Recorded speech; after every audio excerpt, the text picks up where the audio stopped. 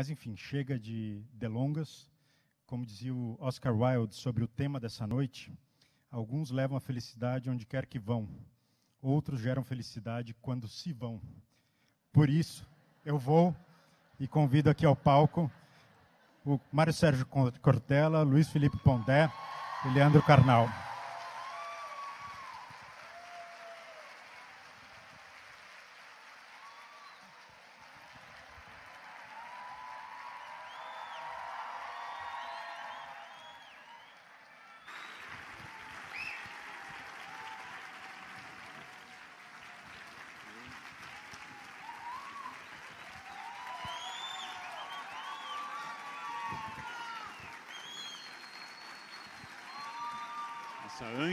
Antes da fala.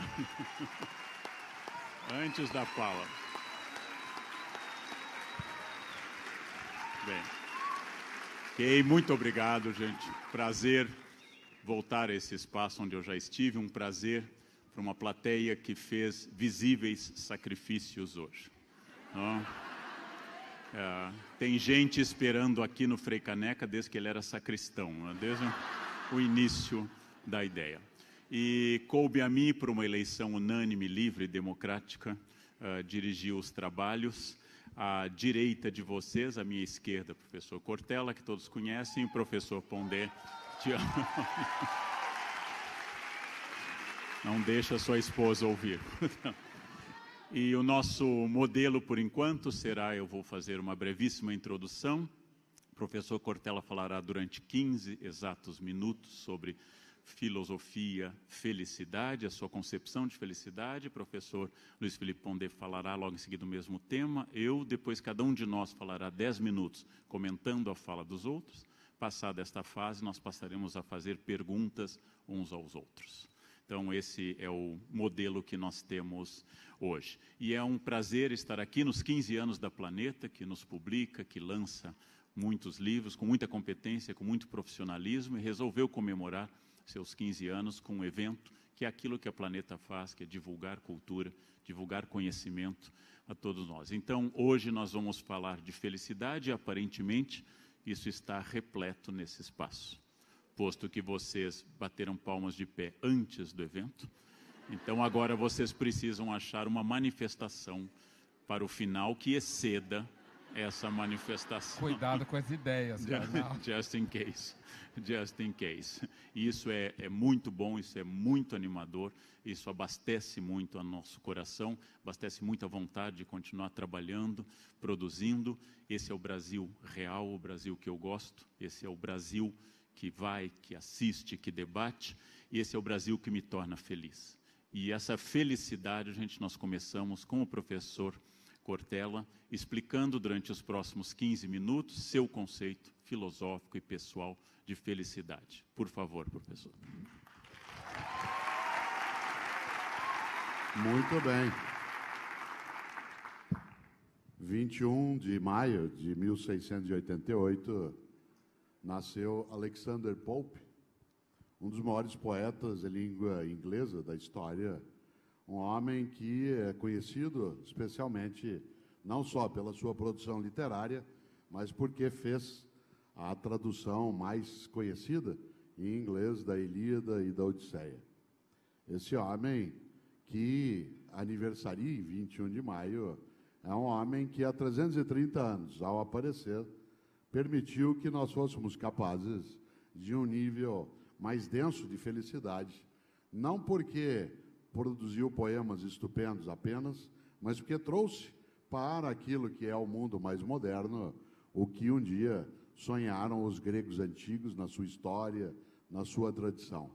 Mas do Pope eu gosto demais de uma frase, ele era extremamente satírico, que tem muito a ver com essa reflexão que nós aqui vamos fazer e também com aquilo que gostamos de escrever, né, no nosso dia a dia, seja nos livros que cada um de nós publica individualmente, seja em livros que já fizemos juntos e, portanto, há algo a ser meditado, especialmente quando se fala, né, sobre felicidade. Disse o Pope um dia que algumas pessoas nunca saberão tudo porque entendem tudo muito depressa.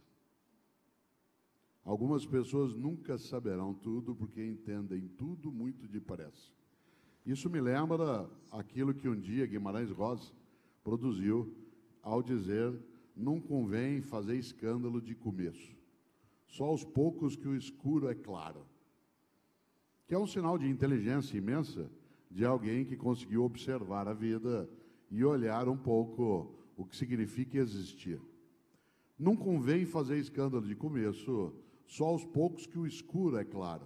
E o tema da felicidade, ele não pode ser banalizado, olhado de uma maneira menos densa, porque ele, em última instância, é aquilo que, de maneira geral, quase sempre nós dizemos que queremos ser, queremos ter, queremos encontrar. Portanto, a felicidade como nosso horizonte. Claro, o mesmo Guimarães é lembrado sempre quando afirmava que viver é muito perigoso. Claro, a vida nos cansa, nos alegra, nos anima, nos enfastia, nos perturba, nos machuca, nos produz agonia. Eu nasci em Londrina, no norte do Paraná, e há um grande escritor de Londrina também, chamado Domingos Pellegrini. Domingos Pellegrini resolveu um dia fazer algo que eu acho especial. Eu gosto muito de haikais. Acho o haikai uma coisa de uma inteligência imensa. Para mim, o melhor brasileiro, depois de Milor Fernandes para a produção de haikai, era o paranaense, como eu, só que de Curitiba, Paulo Leminski. Aliás, Leminski tem algumas ideias sobre vida que valem sempre. Ele dizia, por exemplo, para que cara feia, na vida ninguém paga meia. Para que cara feia, na vida ninguém paga meia. Ou disse um dia Leminski: tudo que li me irrita quando ouço Rita Lee. Tudo que li me irrita quando ouço Rita Lee. E é interessante porque um dia Domingos Pellegrini decidiu fazer haikai para gente como eu, que é caipira. E ele até tem um livrinho chamado, põe aí, carnal, chamado Haikaipiras, que é só de haikais que quem é do interior entende bem e quem não é entende do mesmo jeito. E dos haikais que ele ali produz, o que eu mais aprecio é um que um dia eu pude colocar nas redes sociais para a gente refletir, em que representa, no meu entender, o que é a vida e o que é a procura de circunstâncias de felicidade. Escreveu Domingos Pellegrini: nunca acaba. Quanto mais eu cato, mais cai goiaba. Nunca acaba. Quanto mais eu cato, mais cai goiaba. Isto é, uma vida que parece não ter cessação, uma vida que não dá trégua. E é claro, eu aprecio imensamente histórias em quadrinhos. E há uma antiga do Frank e Ernest, que durante anos foi publicado e ainda é em vários jornais, e tem um quadrinho que eu acho magnífico, que é só uma cena. Um psicanalista atrás de uma mesa daquelas de psicanalistas, talvez um psiquiatra mais até do que um psicanalista, e no fundo vários diplomas, uma imagem do Freud, na frente o paciente, que é o Frank, dizendo a ele: sabe o que é, doutor? Eu não quero fugir da vida, eu só quero que ela me deixe em paz um pouquinho. Essa ideia de paz, isto é, de situações em que você percebe que a vida, ela pode exuberar, ela pode fazer sentido, ela pode ser fruída sem ser, de fato, um encargo. É algo que no nosso horizonte a gente lida, talvez, com a ideia de felicidade. E uma das coisas mais tristes é que muita gente esquece, no meu entender, que felicidade não é um lugar onde você chega. Felicidade é um horizonte. E, obviamente, inatingível, como uma circunstância de permanência. Felicidade não é o que você, ao desejar, ao nela chegar, senta, repousa, relaxa e pode fruí-la. Há pessoas que dizem: um dia eu vou ser feliz. E eu digo: nunca o será. Afinal de contas, a felicidade não é um ponto futuro. A felicidade, ela é um desejo permanente, mas ela é uma circunstância provisória. Nenhum e nenhuma de nós é feliz o tempo todo. Aliás, uma pessoa que for feliz o tempo todo, feliz não é, ela é tonta. Afinal, a vida tem perturbações, ela tem percalços, ela tem dores, ela tem dificuldade. E alguém que se coloque como feliz de modo contínuo não entendeu a própria existência. Nesse sentido, talvez ela esteja privada, essa pessoa, de sanidade. Afinal, uma pessoa que ao menos seja minimamente mentalmente sadia, sabe que não pode ser feliz o tempo todo, porque a vida não oferece só essa condição. No entanto, se a felicidade não é algo contínuo, ela, no meu entender, ela é uma vibração intensa da vida, é quando você sente a vida vibrar em você. E essa vibração, que não se confunde com mera euforia. Por exemplo, há substâncias artificiais que produzem em nós euforia. Substâncias que podem ser ingeridas, como álcool ou como outras formas de fármacos, que você chega num estado eufórico. Mas a euforia não coincide com a felicidade. A felicidade, ela é, no meu entender, um momento de vibração intensa da vida, no qual você se coloca, inclusive com a compreensão de que naquele momento você podia morrer. Isto é, que já tinha valido. Interessante que quando se fala de alguma coisa, a gente diz, valeu a pena. Quando hoje nós terminarmos aqui, algumas pessoas talvez tenham essa reflexão. Eu fiquei algumas horas parado, fiquei aguardando para conseguir, uma entrada, mas valeu a pena. É interessante porque como a vida nos coloca uma série imensa de penas, mas ela não faz só isso. Há situações em que você, com todas as penalizações que a vida nos apresenta, você percebe que há momentos nessa vida em que a vida vale tanto que você poderia deixar de existir naquele momento.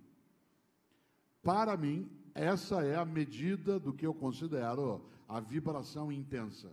O momento em que a vida é tão exuberante que eu poderia morrer por não tê-la desperdiçado, apenas por ter vivido aquela circunstância. Coisa curiosa, a felicidade, ela é um episódio eventual. No meu entender, a felicidade é uma ocorrência, ela não é um estado contínuo. Aliás, nós só podemos ser felizes porque não o somos de modo contínuo. Uma parte das coisas por nós apreciada só o é porque ela se ausenta. Por exemplo, é bom demais que você possa beber água quando você está com sede. A água fica muito mais apreciável quando você está com sede. No entanto, tomar 8 copos de água para fazer um ultrassom de vias urinárias não tem o mesmo sentido. Eu gosto, de vez ou outra, de tomar uma cerveja, ou uma taça de vinho, ou uma dose de uísque. E eu gosto de fazê-lo porque eu não o faço sempre. Uma pessoa que tem dependência em relação ao álcool, ela não aproveita o álcool, ela tem uma necessidade. Alguém que é, por exemplo, dependente de algo, não tem fruição naquilo.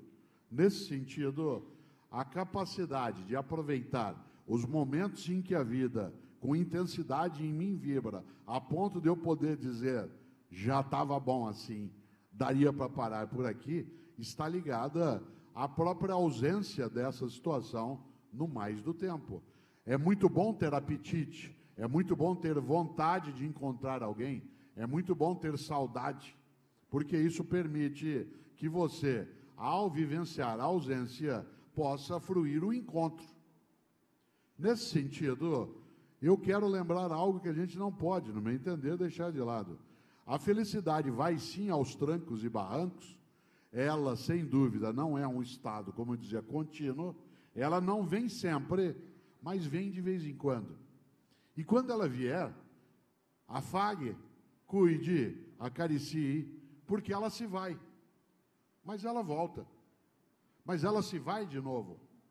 Há pessoas que prestam tanta atenção na partida e na despedida dos momentos felizes, que quando ela está, não são capazes de afagá-los, de cuidá-los desses momentos. Nessa hora, lembro, a felicidade é uma ocorrência. essa ocorrência ela é eventual. Há momentos de felicidade que a gente só pode, como eu dizia, fruir com intensidade, que a gente sabe que ele é transitório. E ainda bem que transitório é, porque se não fosse, eu não conseguiria aproveitá-lo como aproveito. Por exemplo, uma circunstância como essa, em que nós, que já conversamos outras vezes, em outras situações, e somos amigos, é muito bom estar aqui. É ótimo estar com um Pondé e Karnal. É bom demais participar desta reflexão. E é muito bom porque a gente não faz isso sempre. É muito bom porque nós não estamos juntos todo dia, o tempo todo. E nem temos de ficar conversando de modo contínuo, mesmo que eu aprecie conversar com ambos. Mas tê-los à minha volta, de modo presente e contínuo, seria algo infeliz. No entanto, isso não é ofensivo, ou eu não quero que seja. Agora já era, já foi. É uma maneira de caricaturizar, mais do que caricaturar, caricaturizar aquilo que é a nossa circunstância e que o episódio do momento da vida que vibra é o episódio que você precisa dele cuidar. Insisto, ele não vem sempre e não fica de modo contínuo, mas vem vez ou outra. Quando vem? Em algumas situações. E eu quero usar os meus 4 minutos finais, nesses 15, para pensar algo. Por exemplo, uma das minhas netas mora em Florianópolis. Ela se chama Ana Luísa, ela tem 5 anos e ela gosta muito de vestidos. Florianópolis é uma cidade em que você usa roupa mais leve e ela, um dia, e eu gosto de lembrar isso, ela gosta muito de vestidos que sejam de alcinha e sejam floridos. E um dia, eu que moro em São Paulo, passava, né, por um shopping e vi um vestido que era belíssimo do jeito que ela gosta. Mais do que apenas gostar, havia um custo bom para ele. Há uma diferença, atenção, entre uma coisa que é cara e uma coisa que tem preço alto. Caro é aquilo que não vale. Há coisas na nossa vida que o custo é alto, mas não é caro. Há várias coisas que você e eu gostamos de ter, que o preço é mais alto, mas ele não é caro.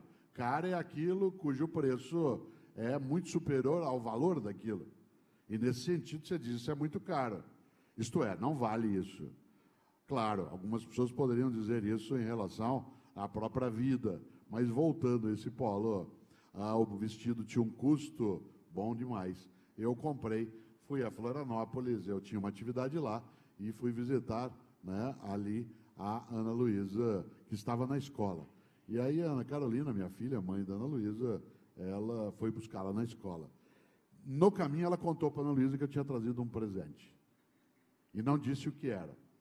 Quando a Ana Luísa chegou, que ela entrou na casa, que ela me viu, ela veio correndo na minha direção e foi subindo em mim.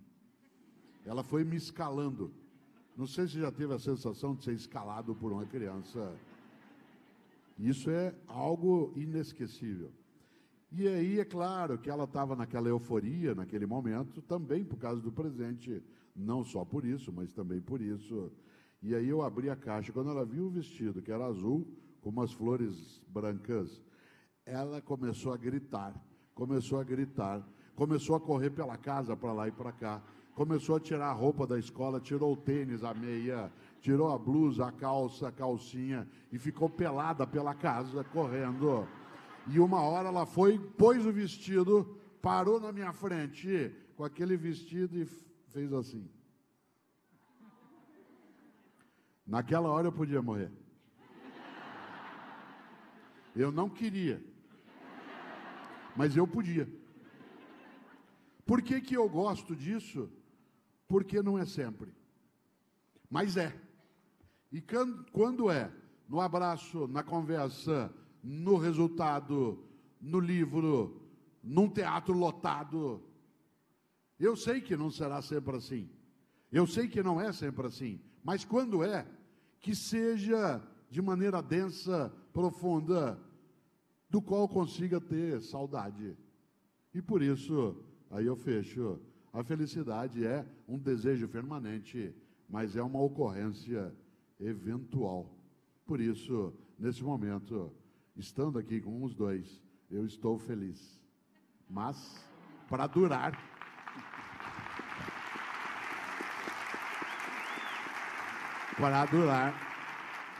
Para durar bastante, que isso aconteça, é preciso que eu não esteja com vocês sempre. Ele repetiu a ideia, Karnal. Muito obrigado, professor Cortella. Então, os próximos 15 minutos pertencem ao professor Luiz Felipe Pondé. Bom, boa noite. É um prazer estar aqui com vocês. É uma honra, sabendo a dificuldade que foi chegar aqui. É um prazer estar com os colegas. Eu agradeço à Editora Planeta. De fato, faço minhas as palavras que o Karnal tinha dito, e é sempre bom ter a chance de a gente poder trocar ideias, e, sem dúvida nenhuma, isso é algo que nos faz acreditar que, apesar de muito do que se fala, o Brasil está num momento muito bom. E eu dizendo que o Brasil está num momento muito bom deve significar muita coisa, né, Karnal? Já que ele acha que eu sou um Schopenhauer encarnado nos trópicos, o que não é exatamente verdade. Mas, assim, olha, eu diria que felicidade nunca foi um tema que me ocupou muito, né? Quando o tema foi proposto, e eu pensei, não é um tema que, assim, que eu pense filosoficamente, não é uma coisa que me ocupa muito, e na vida do dia a dia. Então, eu me pus a pensar sobre o assunto, porque a gente ia conversar sobre isso, e eu vou seguir um pouco a rota, um pouco digamos assim, a inspiração que o próprio Karnal fez quando ele disse que a gente ia dizer o que era felicidade para nós, né? Então, claro, munido de um repertório filosófico, literário, tanto que eu conheço e assimilei, mas eu vou estar falando para vocês aqui algumas características ou algumas virtudes que me parecem importantes para a gente chegar a alguma forma de felicidade, que eu não vou ousar definir exatamente o que é, mas espero que fique claro o que eu penso de felicidade. A primeira, eu diria que eu acho que existem algumas qualidades ou algumas características que podem fazer com que a gente tenha, digamos, uma vida feliz, né? E vou encerrar os meus 15 minutos falando um pouco sobre a relação entre felicidade e os mais jovens, pessoas que estão aí pelos 20 anos e tal, a partir de algumas pesquisas que me deixam bastante preocupado, inclusive porque lido com jovens quase todos os dias em sala de aula, 22 anos. A primeira imagem que eu associo à felicidade é uma história que vem do comentário rabínico à criação, né? Que é da tradição rabínica judaica, os chamados midrashim, os comentários, em que se conta que um dia Deus, quando criou o mundo, e aí ele ia criar o homem e a mulher, e como é um Deus judeu, então ele tinha um parlamento com ele, porque vocês sabem que o judeu não consegue pensar nada se não tiver alguém com quem brigar, certo? Então, por isso que se fala 2 judeus, 3 ideias, né? E aí ele chama o seu parlamento e debate. Devo criar o homem e a mulher? Não devo? E aí vem a justiça e diz, vou fazer uma versão curta da história, a justiça vem e diz assim, não crie não. Não crie não, porque o homem e a mulher, eles vão dar muita dor de cabeça. Eles vão romper com você, eles não vão te obedecer, eles vão fazer muito trabalho, criar muito trabalho, não crie. Aí Deus chama uma outra membra do seu parlamento, que é a Misericórdia, e pergunta, e aí, Misericórdia, eu devo criar o homem e a mulher? E aí a Misericórdia diz, deve. É verdade que eles vão criar muito problema para vocês, para você, né? Bem, no começo a Bíblia é quase plural, para você. Mas vai ter alguns momentos em que eles vão deixar você tão feliz com o que você fez, tendo criado eles, que vale a pena. Aí Deus pega a Misericórdia, pega ela nas mãos e diz, eu vou fazer o que você disse. Mas pega ela, joga ela no chão, estilhaça ela em milhares de pedaços, joga ela sobre a criação e diz: eu vou criar o homem e a mulher. Agora eu vou fazer com que eles passem o resto da vida buscando cada fragmento de misericórdia na face da terra. Essa história, que tem algumas versões dela, mas ela me lembra a ideia de felicidade, primeiro pelo que a misericórdia diz, e depois pelo que a misericórdia é. Eu acho que é impossível você ser feliz se você não experimentar a misericórdia. Se você não experimentar a possibilidade de perdoar pessoas, e se você não experimentar a possibilidade de ser perdoado por pessoas. Portanto, não é possível a felicidade se você não tiver consciência de que você tem culpa de muita coisa e de que você faz muita coisa errada. Daí nasce uma das críticas mais comuns que eu faço nos meus textos, na Folha, livros, nos meus livros e no canal do YouTube, em toda parte, que é muito comum, as críticas que eu faço àquilo que eu chamo hoje em dia das pessoas que se acham do bem. Porque eu acho que uma pessoa que se acha do bem e não reconhece em si nada de mal, ela provavelmente deve ser uma pessoa profundamente infeliz, porque ela não precisa de misericórdia, ela não precisa de perdão. Só quando você sabe o quão você é capaz de não ter controle sobre sua vida, de quão você pode meter os pés pelas mãos, do quão você pode fazer coisas que os outros não acham certo, é que você pode, de fato, experimentar a vida na sua matriz mais pura, que é um certo patos. Então, daí está a primeira coisa, né? Eu relaciono a possibilidade de felicidade a uma certa capacidade de reconhecer em si mesmo a impossibilidade da plenitude, a impossibilidade da perfeição, a impossibilidade do bem absoluto e a impossibilidade de se identificar com esse bem. Daí vem muito das críticas que eu faço em muitos lugares, em questões mais pontuais. Porque eu acho que a gente sofre, eu já escrevi isso várias vezes, eu tenho a impressão que a nossa época, uma das coisas que vai marcar a nossa época, é como sendo uma das épocas que mais se mentiu na face da Terra. E as pesquisas que comparam Google com Facebook têm provado isso. O que eu acabei de dizer pode levar vocês a já ter uma outra dica sobre o que eu penso, uma outra forma que eu penso de felicidade, né? De como a gente pode compreender felicidade ou do que pode ser necessário para a gente ter uma experiência de felicidade.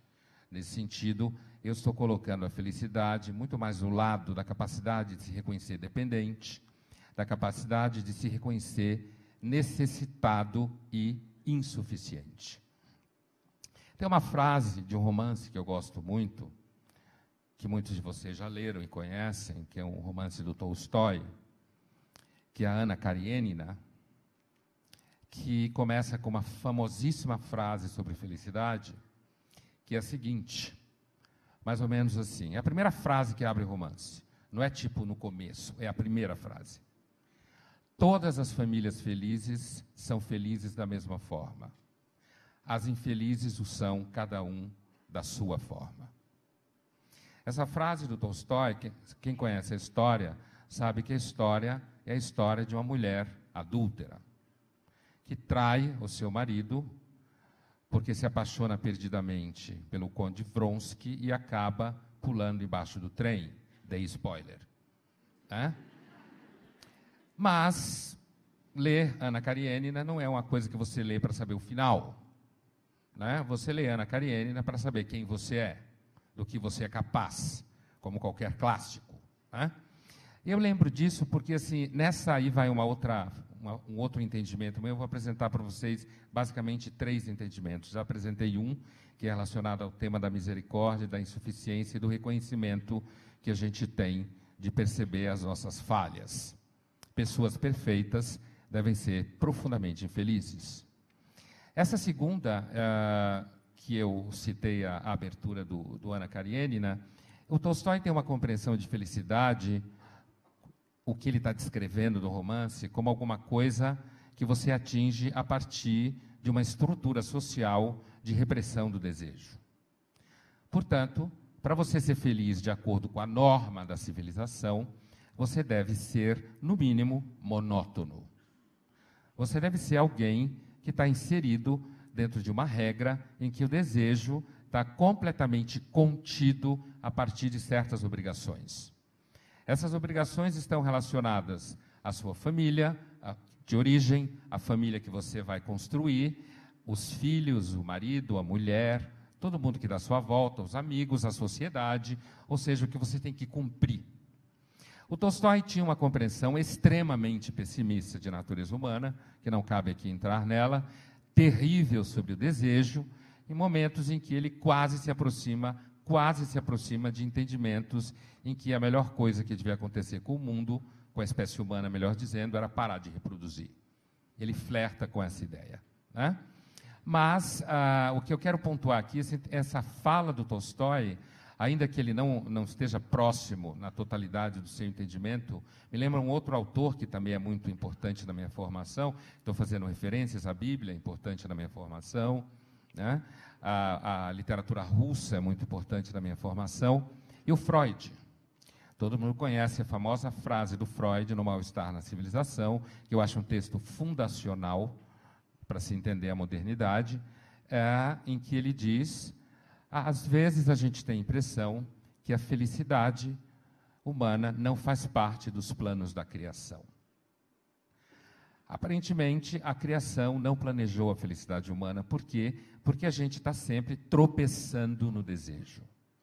A gente está sempre perdendo o controle sobre o que a gente quer, e o desejo é sempre algo que pode levar você a momentos de enorme felicidade e a momentos de enorme tristeza, coisas que eu acho que estão lado a lado. E aí, no caminho da minha apresentação, pode ficar um pouco claro o que eu vou dizer no final, como eu entendo da forma mais pessoal a ideia de felicidade. Então, o Tolstói e o Freud aqui estão dialogando no sentido, apesar de que os dois não concordam, Freud nunca achou que a humanidade devia parar de se reproduzir, no sentido de que a normalidade da civilização está baseada na repressão do desejo. Eu não estou entrando em detalhes sofisticados sobre conceitos, fazendo diferença entre desejo, libido, pulsão, seja o que for, no âmbito da teoria freudiana. Mas a norma social, aquilo que faz você mais ou menos feliz, faz você mais ou menos normal, mas faz você sempre tendo um certo mal-estar, é o fato de que, para você conseguir conviver em sociedade, você tem que reprimir certos desejos que nascem em você, que brotam em você, porque você é um ser desejante. E aí a noção de civilizado e amadurecido é mais ou menos a ideia de que você é capaz de lidar com os sustos que a vida lhe apresenta, quando, de repente, você se vê diante de uma situação em que você diz: eu sempre esperei por isso. E saber que você talvez tenha que abrir mão disso. Nesse sentido do Tolstói e do Freud, a felicidade, então, ela é, no sentido sociológico, digamos assim, algo fruto da normatividade, da vida em sociedade, do respeito a regras e de um certo resto de constante insatisfação. Por último, eu diria que eu acho uma outra forma que me ilumina um pouco, pensando a partir dessa questão da felicidade, é que me parece que uma das coisas mais importantes para se ter momentos em que você sinta a vida leve, que você tem a impressão que as coisas que você faz estão boas, quando você encontra sentido na vida. Quando você encontra sentido no que você faz, quando você encontra sentido nas pessoas com quem você está. E eu não acredito que o sentido cai do céu, eu acho que o sentido é arrancado das pedras. Então, isso significa trabalho, esforço, perenidade, resiliência e tudo mais.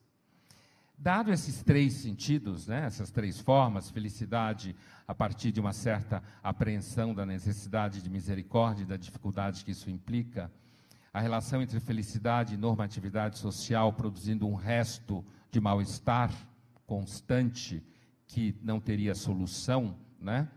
E por último, a ideia de que felicidade está associada a sentido na vida, eu completarei a minha fala dizendo o seguinte: ao ficar vasculhando cá, pensando, afinal de contas, eu que nunca pensei filosoficamente, de fato, nunca foi um tema que eu tenha me preocupado sistematicamente, eu quero dizer, estou falando do ponto de vista profissional.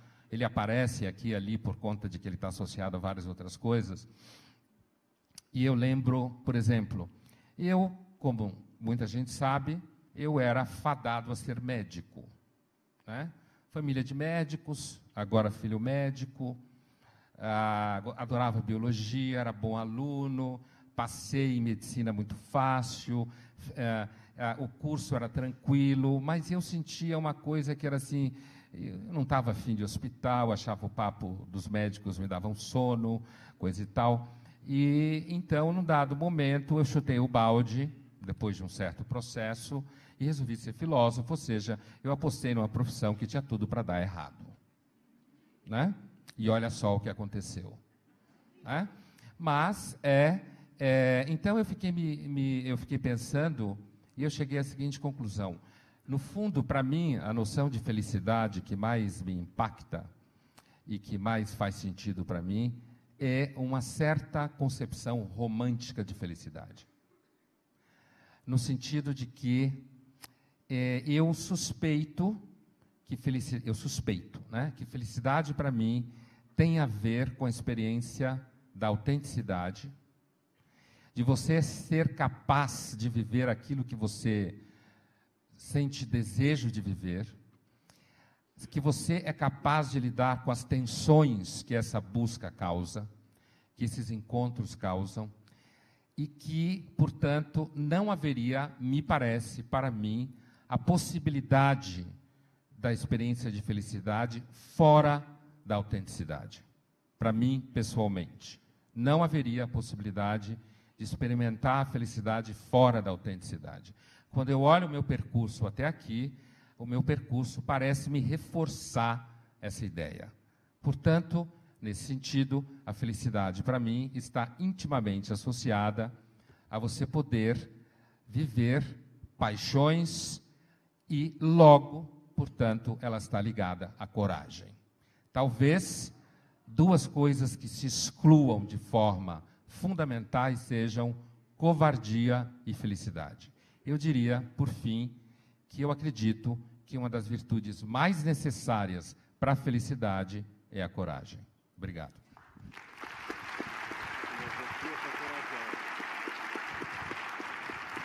Bom marketing. Muito obrigado. Responder é uma alegria estar entre duas pessoas inteligentes, ouvindo. Amo dar aula, faço isso há 36 anos, mas a minha vocação, de fato, é de aluno. Eu adoraria ficar sentado aprendendo até porque é mais fácil do que dar aula. É mais prazeroso para mim, inclusive. Quando eu era muito jovem, eu era muito religioso, venho de uma família religiosa. Eu era muito jovem e supunha, naquela época, que a felicidade estava na imitação de determinado modelo, que era a biografia de Jesus.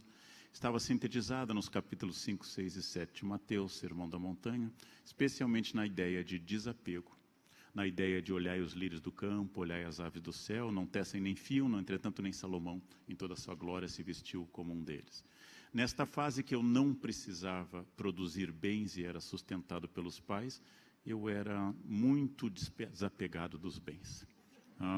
É muito fácil eu ser hippie com mesada. Eu sempre entendi que essa generosidade, ela nascia de uma família de classe média, interiorana, estável, e que isso dava felicidade num mundo no qual as coisas não tinham grandes contradições. Escola muito fechada, muito católica, a mesma família, de casa para a escola, sempre todos estudaram lá, os professores, meu pai deu aula de latim na mesma escola, e tudo isso era tranquilo. A fé era uma experiência estética, descrevi isso há pouco, no final da tarde, quando eu tocava na capela e a luz do vitral azul entrava, eu tocava uma música de uma oração atribuída a São Bernardo, e aquilo era Deus, o belo, o bom, o ético. A felicidade, voltava super feliz para casa. Nem um minuto me passava pela cabeça que uma parte da minha pátria estava nos porões sendo torturada. Não me passava isso pela cabeça aos 8, 9 ou 10 anos. E tudo era feliz e muito bom. E essa religiosidade me levou longe, a estudar muito, inclusive, a ser jesuíta. Por vários motivos, esse modelo de felicidade na imitação de Cristo, esse modelo de felicidade na entrega a um modelo religioso, esse modelo foi entrando em certo paradoxo, não muito claro, em nenhum momento muito objetivo. E eu resgatei um outro modelo que me acompanhava desde a infância, talvez por projeção com a função do meu pai, advogado e professor, que era estudar muito. Encontrar a felicidade nos livros e a resposta nos grandes autores. Estudar grandes filósofos, estudar as meditações de Marco Aurélio, estudar a Carta sobre a Felicidade, de Epicuro, Carta a Meneceu, estudar as grandes obras como as Confissões de Agostinho, estudar as reflexões éticas de Spinoza. Cada vez que eu descobria mais, eu ficava mais feliz. Li O Príncipe de Maquiavel, obra póstuma de Maquiavel, com muita alegria, descobri muitas coisas. E aí li logo em seguida que toda a teoria estética de Maquiavel não estava no Príncipe, estava na Mandrágora, sua maior peça. Então me dediquei a ler a Mandrágora, peça de teatro extraordinária, muito bem feita, e ao final o comentarista dizia, mas a sua concepção de história está nos comentários das décadas de Tito Livio. Então fui ler essa obra, e lá se disse que, na verdade, a história de Florença de Maquiavel, em 2 grossos volumes, era o que abriria a porta dessa felicidade. E entrei num ciclo ansioso de ler sem parar, ler os livros do meu pai, ler livros fora, até que a primeira vez que visitei a biblioteca de Washington e perguntei por curiosidade na maior biblioteca do planeta, a bibliotecária, o que havia sobre Brasil na biblioteca, e ela me mostrou uma ala de várias centenas de metros de prateleiras, dizendo que ali estava o Brasil República. E se eu acompanhasse, eu teria outra parte sobre Império e Colônia. Entendi que se eu dedicasse 16 horas por dia, durante todo o resto da minha vida, eu não leria Brasil República. Eu entendi uma coisa libertadora, que eu estava perseguindo talvez aquilo que no romance A Náusea de 1938, Sartre coloca em um intelectual equivocado, que acha que ler a biblioteca em ordem alfabética seria a chave do seu conhecimento e da sua libertação. Abri mão do número, apesar de amar ler e ler muito, como eu já tinha aberto mão um dia da fé. Mas entre os livros que eu descobri, estava uma encadernação muito bonita do meu pai sobre o Fausto de Goethe, no qual o Dr. Fausto é um filósofo entediado, um pleonasmo. Ele é um doutor da universidade, entediado, não sabe o que fazer, e ele pensa em se matar no fim da tarde, uma ideia comum, boa, prática. Prestes a tirar sua vida, ouve o sino com o Ângelus, ouve o sino das 6 da tarde, e ele se arrepende um pouco do seu gesto, e logo em seguida lhe aparece o espírito tentador na figura de Mefisto. Mefistófeles, Mefisto, promete a ele que vai dar tudo o que ele quiser para sair dessa melancolia causada pela proximidade do planeta Saturno, segundo a crença da época, causada por uma bilis negra que deprimia. Essa melancolia seria curada se ele tivesse tudo para ser feliz. E a condição de ele entregar a alma é dizer a um momento, para, és belo. Para, momento. A partir de agora, está lindo. Talvez seja como o momento que o Cortella descreveu com a neta. Se Cortella dissesse, para, é belo, Mefisto desceria em Florianópolis e levaria sua alma imediatamente. Feita a condição, assinado o contrato, como de árbitro com sangue, começou a pedir as coisas usuais. O que vocês pediriam? O que eu pediria? Dinheiro infinito. O amor da única mulher que ele amou e não correspondeu, Margarida. Depois todo o poder do mundo, depois a liderança de todos os exércitos, e tudo que ele ia obtendo, o amor de Margarida, o dinheiro, os êxitos, tudo parecia incompleto. Nada parecia trazer a plena satisfação. Então, andando pela praia e vendo um terreno inculto, decidiu aplicar-se a tornar aquele terreno agriculturável.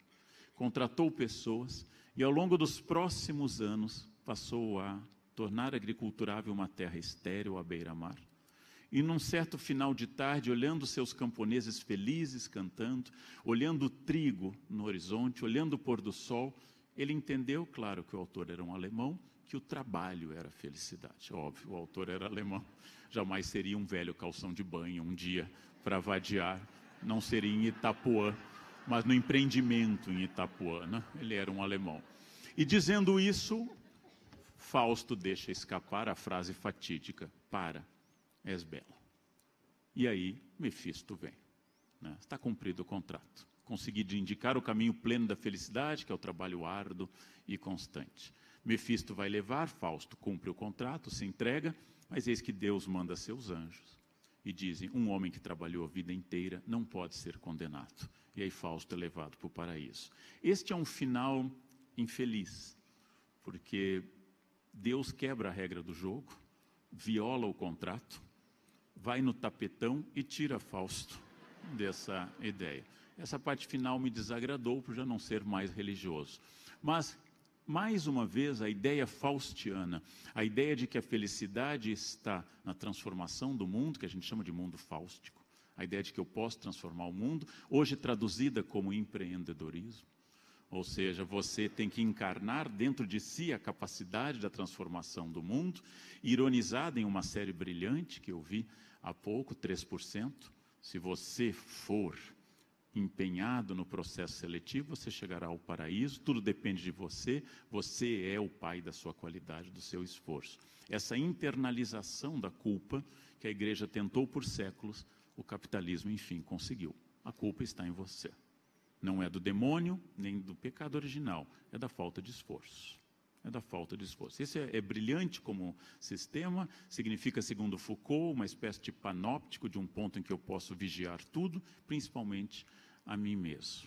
E, naturalmente, ao longo da longa vida profissional que eu tive, dando aula, tendo muito prazer naquilo que eu fazia, publicando meu primeiro livro em 1992, vindo a São Paulo, adquirindo o título na pós, começando dando aulas em lugares menos brilhantes, depois dando aula na PUC, depois dando aula em lugares mais destacados, e, por fim, entrando na Unicamp, e várias vezes eu pensei, esse é o momento.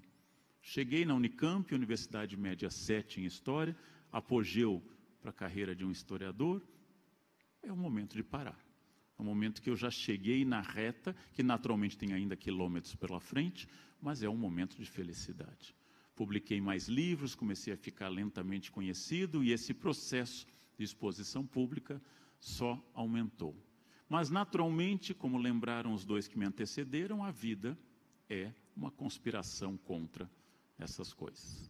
Lentamente também fui percebendo que nem tudo que eu conquistava e nem tudo que eu atingia era plenamente feliz. E ficava refletindo, especialmente na obra que eu tive durante tanto tempo de ler, traduzir e interpretar o Hamlet, que eu não tinha a experiência do Hamlet. Em 2010 eu adquiri a experiência do Hamlet ficando órfão. Pela primeira vez eu entendi o Hamlet. O que é a perda do pai, que significa a perda, em primeiro lugar, de uma referência da geração anterior, e significa que você envelhece brutalmente. A perda dos pais nos envelhece mais do que qualquer outra coisa. Entendi, acima de tudo, ao perder meu pai, e sempre comparando com Hamlet, entendi, acima de tudo, que a perda do meu pai lançava, ao contrário do que eu pensava, uma dor imensa, mas uma luz regressa sobre os anos que eu estive com ele. A perda de alguém que você ama, que é a dor, no vetor contrário ao amor, ou seja, quanto mais amor, mais existe essa dor. Esse luto iluminou a minha felicidade com o meu pai. Esse luto iluminou as dezenas, centenas de horas com ele me ensinando francês, latim, inglês. Esse luto iluminou esses momentos. Esse luto iluminou muitos momentos. E eu passei a entender que um dos sentidos da morte era exatamente iluminar a vida. Porque agora que eu sabia que as pessoas não eram imortais, e só descobrimos isso perdendo pai e mãe, agora que eu sabia que as pessoas não eram imortais, tratava-se de aproveitar as pessoas que eu ainda tivesse junto a mim. A perda da minha mãe ano passado reforçou esse processo, e cada vez mais eu senti que todas as vezes que eu perdi algo, que eu perdi a saúde, que segundo Schopenhauer é só na dor que eu crio consciência. Se eu perdi a saúde, se eu perdi alguma coisa que eu gostava, se eu perdi o amor, se eu perdi qualquer coisa, eu de fato só consigo ser feliz no momento que eu tenho consciência dessa perda. A dor foi ressignificada, ela existe uma dor aguda dentro de mim, pelo caráter recente dos acontecimentos, mas eu entendi claramente que agora eu me senti amado, valorizado, inteiramente iluminado pelo amor da minha mãe, exatamente porque ela não está mais aqui. E a partir desse momento, minha relação com as poucas pessoas que são muito próximas eu tenho relações com o mundo, mas poucas pertencem a esse inner circle. As poucas pessoas que eram muito próximas, essas pessoas eram muito importantes. A felicidade não estava, como eu havia refletido, em imitar os macacos bonobo. Das grandes espécies de símios, os bonobos são os mais parecidos conosco. 98,7% do nosso DNA é idêntico aos macacos bonobo. E aí uma coisa muito curiosa. Qual é a atitude desses chimpanzés, os bonobo? Eles transam sem cessar o dia inteiro. Os bonobos fazem sexo macho com fêmea com fêmea, macho com macho e com os filhos. O tempo todo. E assim eles não têm nenhuma tensão ou guerra como tem os gorilas, como tem os orangotangos e os grandes chimpanzés. A propósito, os bonobos são os animais mais parecidos conosco. Freud, citado pelo Pondé, havia dito com clareza: cultura existe em função dos dois textos, de 27 e 30, ou seja, futuro de uma ilusão e o mal-estar na cultura, na civilização, 27 e 30, que a repressão criava civilização. Mas também entendi que esse projeto dos bonobo não era ideal. Tem algum momento que você teria que parar, tomar água, né, suspirar, que não poderia ser. Tive uma curta fase bonobo na minha vida, passou por vários motivos, um deles é ter sentido o vazio disso, e que, na verdade, a felicidade não estava nem de ter tido uma fé muito intensa, não estava em buscar o conhecimento acima de tudo e com uma sede quase obsessiva por conhecimento, não estava na sexualidade, não estava nas conquistas materiais. E é claro, todas as conquistas materiais são boas, especialmente quando houve, como lembrou o professor Cortella, quando houve falta. Dividindo uma escrivaninha com 13 irmãos no Rio Grande do Sul, o meu sonho de uma escrivaninha única era forte, era um desejo, e crescia comigo intensamente. Chegando a São Paulo, morando em uma pensão, a mesa que me deram mal cabia a máquina de escrever. Jovens, anotem a palavra, depois o tio explica melhor. E eu sonhava com uma escrivaninha. Ao me mudar para o ponto que eu estou hoje, do qual me mudarei em breve, comprei uma escrivaninha gigantesca, sob medida na parede, com espaço para 2 computadores, muitos livros, muitas gavetas. E toda vez que eu sento nela, eu sou invadido por uma felicidade profunda, porque eu lembro dos muitos momentos que eu quis uma escrivaninha só minha e não tinha. Então, dessa falta gerou uma felicidade que eu sinto dos meus alunos milionários, às vezes, que não têm, porque nunca sentiram falta nem da escrivaninha, né? Nunca viajaram de classe econômica. A minha alegria na classe executiva é por ter feito 8 viagens à China de classe econômica. Então, a classe executiva ganha um privilégio enorme. E para encerrar, considerando o meu minuto final, eu fui percebendo que não está nas metas, ou no recorte, ou usando uma palavra um pouco mais elaborada, na epistemologia com que eu atingiria esse conhecimento da felicidade, mas estava na maneira intensa que eu me entregasse a esse momento. Não é preciso ser bonobo, mas não é preciso ser Madre Teresa de Calcutá. Não é necessário transar 10 vezes ao dia, mas também não é a felicidade atingida pela castidade permanente. Não é necessário ler sem parar. É necessário tornar aquela leitura feliz, transformadora, em algo que vem a mim e volta na maneira de um aprendizado, de um questionamento e assim por diante. Não é necessário ter muitos amigos, mas a partir da experiência da morte, valorizar aqueles poucos amigos como momentos únicos e felizes. E, acima de tudo, entender algo ambíguo com que eu vou encerrar, que nesse momento, estando em um teatro, com tanta gente querendo ver e ouvir, com tanto carinho, com tantos sinais corporais desse afeto, de palmas, de fotos que não pararam um minuto desde que a gente entrou, de filmagens, de gente mandando pelo cyberespaço, estou aqui com eles, kkkk, né? Nesse momento, em que o carinho de vocês é visível, palpável, quase tangível no ar, eu sou muito feliz, não porque apenas vocês gostem dessas pessoas, dos nossos textos, mas eu sou feliz porque, apesar do carinho e da extrema honra que é ser amado pelo público, eu entender hoje que eu seria o mesmo Leandro se ninguém estivesse nesse teatro. Eu seria a mesma pessoa. E isso, gente, levei 55 anos para deduzir.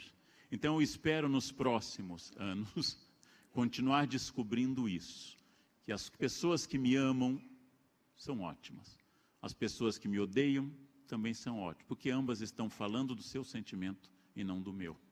As pessoas que estão aqui apoiando são maravilhosas, as que postam na internet odeio lendo também estão no mesmo jogo afetivo delas, falando sobre elas, e que eu tenho que atingir não a indiferença estoica, não a indiferença de uma ataraxia, conceito filosófico, mas a tranquilidade de não deixar que a minha felicidade dependa da opinião alheia, mas apenas do meu exame diário de consciência, que eu herdei da Companhia de Jesus e nunca abandonei, e de olhar no espelho e dizer, está aí, está dando, está envelhecendo, mas vai, ainda aproveita esse momento final, tenta alguma dignidade, tenta controlar a alimentação, mas daqui para a cova é reto, não importa, gente, o que eu vou fazer, importa como eu me comparo para poder aproveitar esse momento mágico que vocês estão valorizando. 3 professores, isso é muito bonito no Brasil, nesse momento mágico, mas entender que esse momento é muito especial, mas que a felicidade não pode depender do número de estrelas que um crítico dá ao seu livro ou do número de obras vendidas. Ela tem que ser muito mais do que isso, senão, como diz Marco Aurélio, ela felicidade é do outro e não minha. Muito obrigado.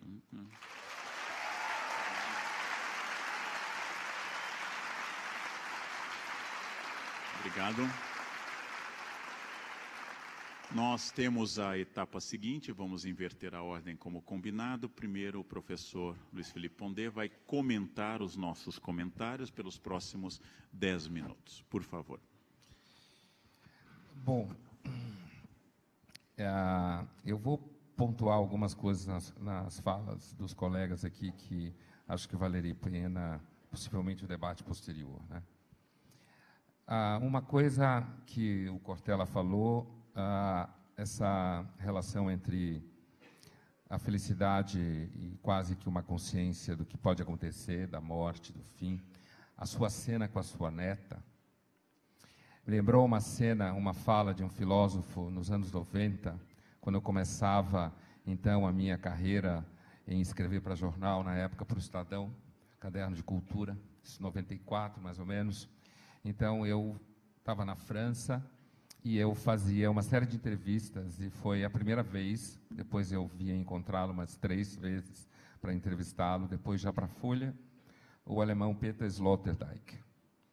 E ele me recebeu na sua casa e partilhamos um gosto comum, que é fumar charutos, né? E a então esposa dele cozinhou o almoço para nós, e ele tinha uma filha pequena chamada Mona, que hoje é uma mulher, que está lá pelos 23 anos de idade, mais ou menos, e que ela ficava andando embaixo da mesa e passava por baixo da nossa perna, a gente levando uns papos super cabeça, e ela fazendo isso, num dado momento ela para, olha para mim e abre um sorriso enorme. E aí o Sloterdijk fala para mim assim, veja só, Pondé, se a gente pudesse fotografar o rosto dela nesse momento e depois mostrar para ela, porque ela nunca mais vai ser tão feliz na vida. Porque depois que ela crescer, depois que ela conhecer toda uma gama de pressões que a gente sofre, e eu acho que essas pressões são, inclusive, muitas vezes a gente cede a elas para sobreviver, né?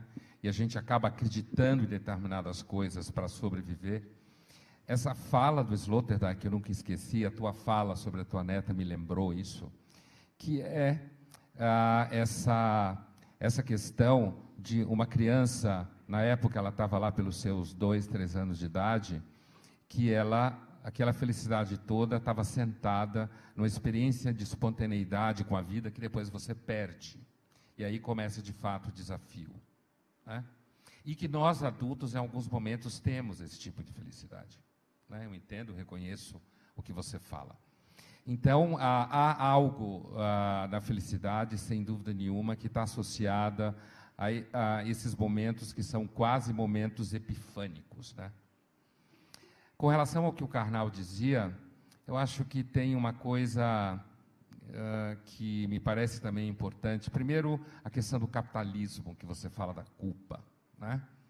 A gente sabe que, na realidade, apesar de que os judeus são famosos pelo capitalismo, muitos sociólogos acham que o capitalismo é, na verdade, na forma que ele existe, uma invenção protestante, né?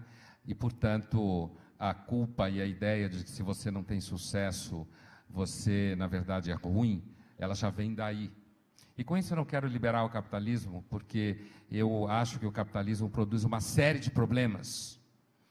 O capitalismo produz o esmagamento do sujeito, uma neurose de produtividade. O capitalismo obriga você a ser eficaz, né? Na mesma medida que o capitalismo arrancou um tanto de pessoas da pobreza que ninguém nunca viu antes. E a outra coisa que eu acho importante no que você fala sobre o capitalismo ter conseguido causar a culpa total do sujeito, coisa que o cristianismo não conseguiu durante séculos, é porque o capitalismo ele é de tal forma quase incontrolável que você pode, inclusive, fazer toda uma indústria para a destruição do capitalismo e ficar rico dentro dele. Quer dizer, o capitalismo ele reconhece e ele agrega valor, mesmo quando você o critica, fala mal, quer destruí-lo, considera ele algo que de alguma forma faz mal para as pessoas e de alguma forma faz mesmo. O que eu acho, do ponto de vista da felicidade, ou do ponto de vista desse sentimento terrível que a gente tem hoje, muitas vezes de que você foi incapaz de vencer nessa história do empreendedorismo do qual você fala, né, que é o nome chique para você pensar em si mesmo como uma empresa. Eu, na verdade, acho isso tudo muito brega no capitalismo, né? Eu acho isso muito brega. Você pensar em você como empresa, pensar em crise como oportunidade, dizer que não tem amigos, mas sim networking, dizer que você está o tempo inteiro querendo produzir.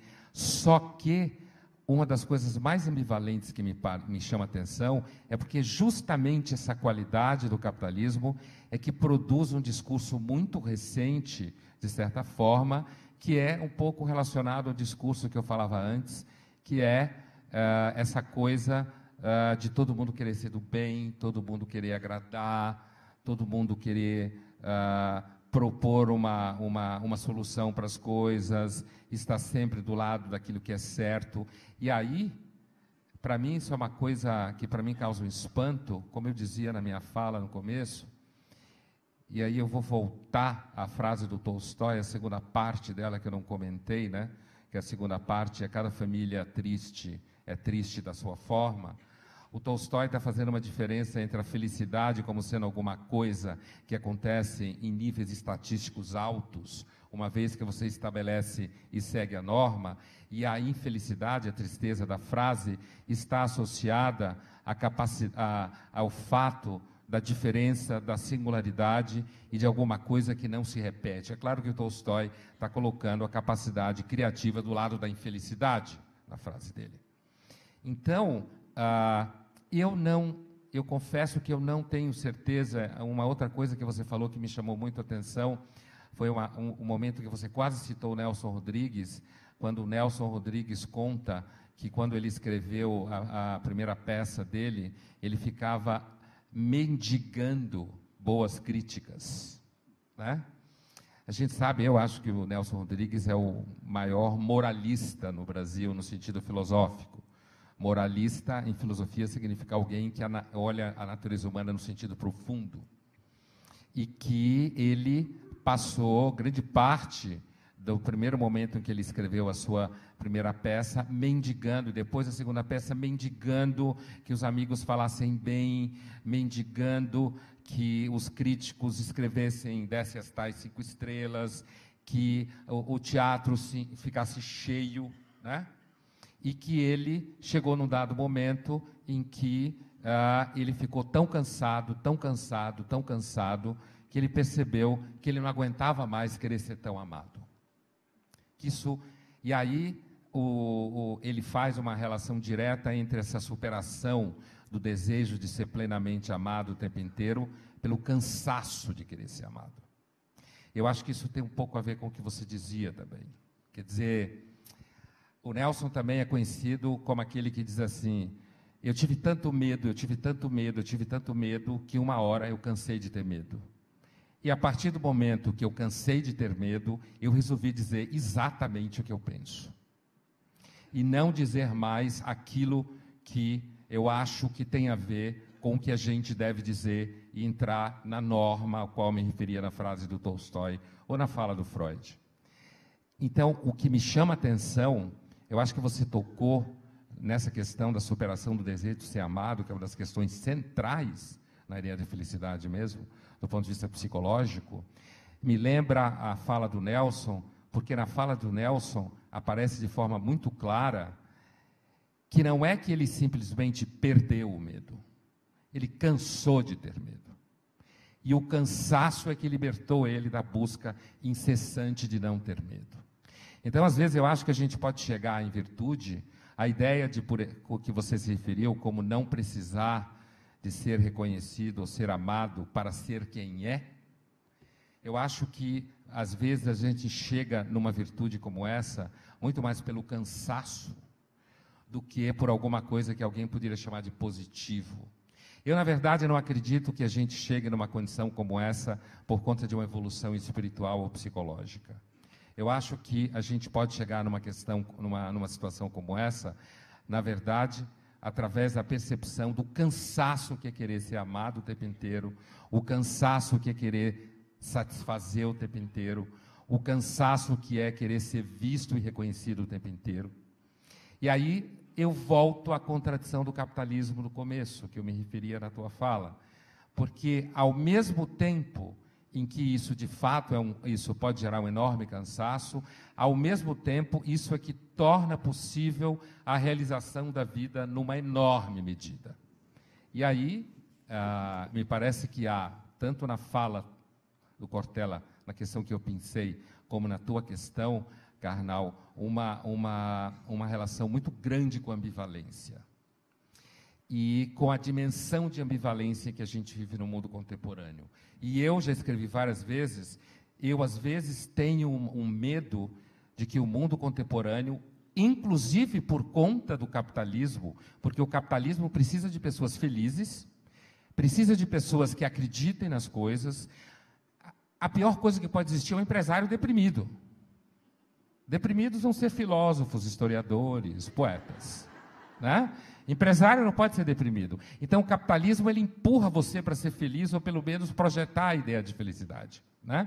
Mas me parece que um dos grandes riscos que o capitalismo está a ponto de produzir no mundo contemporâneo é a gente simplesmente capitular da condição amadurecida, capitular do contato com aquilo que o Nelson Rodrigues se referia e simplesmente abraçar a ideia de que, de fato, é possível se produzir uma felicidade que não seja atormentada continuamente pelo fracasso dela.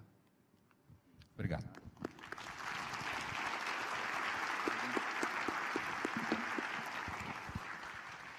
Cortella, por favor. Eu queria retomar um pedaço muito bom daquilo que o Pondé falou, quando fez uma identificação entre felicidade e coragem. Porque, embora nem todo corajoso, isto é, a pessoa que tem a capacidade de enfrentar seus medos, ela se torne feliz apenas porque corajosa é, o inverso, no meu entender, é verdadeiro. Isto é, todo covarde, ou todo, para usar uma expressão antiga, todo pusilânime, ele é infeliz, porque ele se envergonha de sê-lo. E, portanto, embora a coragem não nos ofereça sempre o mérito mais elevado, a pusilanimidade, a covardia, ela nos amargura, porque eu sei quem sou. E quando covarde sou, em relação à vida, ao enfrentamento, à vida coletiva, à política, eu sei que o sou. É interessante porque essa conexão que você faz, ela marca uma das condições que, no meu entender, é a substância também da felicidade. Quando o Karnal relembra da trajetória profissional, e você o tem, e eu também, né, quantas vezes eu me sinto bem, e eventualmente até fico feliz comigo mesmo, de não ter me acovardado por ter feito algumas coisas, entre elas, ter feito filosofia. Numa época, inclusive, eu tenho mais idade que ambos, em que isso não era apenas, né, algo que não era bem entendido, né, num circuito, né, dentro de uma nação como a nossa, que vivia um momento de ditadura, como, além de tudo, era considerado próximo à vadiagem. Ainda é. Claro que precisa coragem para deixar a medicina numa família com a tradição tua, que teu filho resgata sendo médico, né? Portanto, ele retoma um salto dado. Claro que precisa coragem para deixar de ser jesuíta. Né? Isto é, alguém que rompe, né, com uma determinada convicção. Essa ideia de coragem não é assim, olha como sou bom, mas olha como eu não sou covarde em relação a algumas coisas. E isso felicita. Claro que não deixa feliz o tempo todo, mas quando deixa, deixa por inteiro. Outra coisa que você levanta, que eu aprecio, e depois comento algo do Karnal, é que ao citar Adão e Eva, parte daquilo que o judaísmo e depois o cristianismo trouxe à tona em larga escala, era identificar o paraíso como sendo um lugar de felicidade. Isto é, onde não havia sofrimento nem dor, onde não havia carência. E eu acho que esse paraíso, ele é tedioso. Ele não é feliz. No meu entender, Adão e Eva só se colocaram, aliás, na condição de felicidade quando eles romperam com o paraíso. Porque o que se tinha num paraíso como aquele era tédio. Nenhuma necessidade, nenhum desejo, nenhuma carência e, portanto, nenhuma busca, nenhuma conquista. A única vez que eles foram em busca do que eles tiveram desejo, dali foram expulsos. E essa expulsão é uma bênção. A expulsão é uma bênção porque ela permitiu que nós fôssemos capazes de sermos, como retomando algo que eu dissera antes, sermos seres de carência e, portanto, de busca de algo que nos dá ânimos, nos dá impulso, nos leva. Parte das religiões, entre elas o judaísmo e o cristianismo, coloca quase a ideia de que Adão e Eva deveriam dizer: eu era feliz e não sabia. E aí eu quero lembrar algo: se você não sabia, não era feliz. Porque felicidade tem a ver com consciência da própria felicidade. A ignorância não é feliz. A ideia de santa ignorância, ela pode estar ligada a algo que não te leva a sofrer, mas a ignorância não é santa. À medida mesmo em que a ignorância, ela é a impossibilidade de consciência de algo que deveria sê-lo. E nesse sentido, Adão e Eva não eram felizes porque não sabiam, porque felizes não eram. Passaram a sê-lo quando tiveram a perda de algo que tinha sentido e puderam buscar de novo. Por isso que os bonobos não são, por acaso, tão próximos a nós. Você lembrou bem, no genoma, no mapeamento genético, entre mim e um bonobo, há 98,7% de coincidência do equipamento genético. Isso eu que sou filósofo. Tem gente que é 99,6%. Né? Alguns torcedores de alguns times é 99,9%.